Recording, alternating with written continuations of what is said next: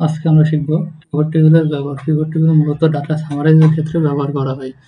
তো প্রথমে আমরা পুরো ডাটাটা কপি করে নেব।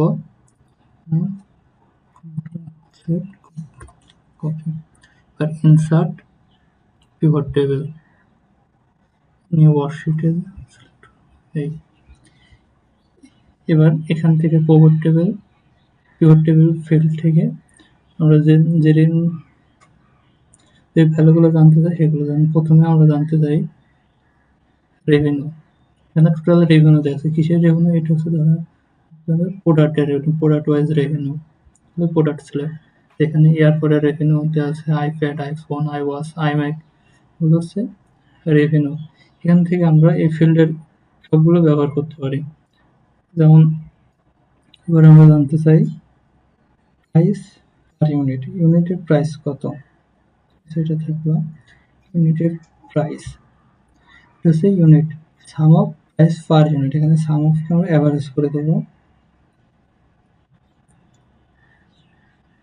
এইটা এই এবং average price per unit.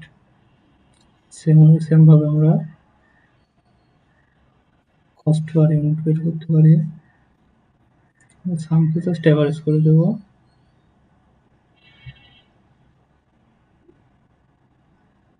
Average. এই এবার রেভিনিউটা দেখতে পারি, রেভিনিউ। আমরা কিন্তু বড় একটা ডাটার সোর্স থেকে আমরা ডাটা সহজে সামারাইজ করতে পারি পিভট টেবিলের মাধ্যমে। তো এখানে আরো কিছু মেথড ইউজ করা যাবে, যেমন রিজিওন ওয়াইজ। রিজন, এখানে কোন রিজনে প্রাইস, অ্যাভারেজ প্রাইস কত ছিল, কস্ট কত, রেভিনিউ কত, সব দেওয়া আছে।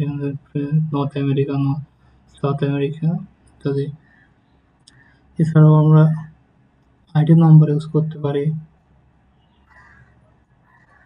ডেট অনুযায়ী ইউজ করতে পারি। জাস্ট কোয়ার্টার ডেটে দেব। আমরা এখান থেকে এক্সপেন্সটা জানতে পারি। এই এক্সপেন্স হচ্ছে প্রোডাক্ট এবং রিজন অনুযায়ী। এটা আইপ্যাডের টোটাল হচ্ছে এত এবং রিজন অনুযায়ী কত আছে এক্সপেন্স, এগুলো দেখাচ্ছে। এছাড়াও quantity, just quantity, some of quantity. এভাবে আমরা আমাদের প্রয়োজন অনুযায়ী ডাটা, প্রয়োজন অনুযায়ী ভ্যালু আমরা এখান থেকে জানতে পারি। ধন্যবাদ।